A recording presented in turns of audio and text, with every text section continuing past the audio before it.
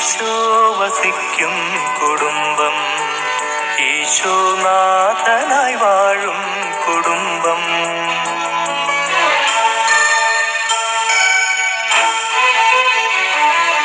ഈശോ വസിക്കും കുടുംബം, ഈശോനാഥനായി വാഴും കുടുംബം.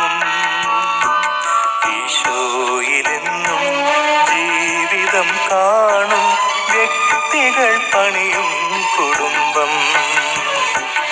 ഈശോ വസിക്കും കുടുംബം, ഈശോനാഥനായി വാഴും കുടുംബം. ഈശോ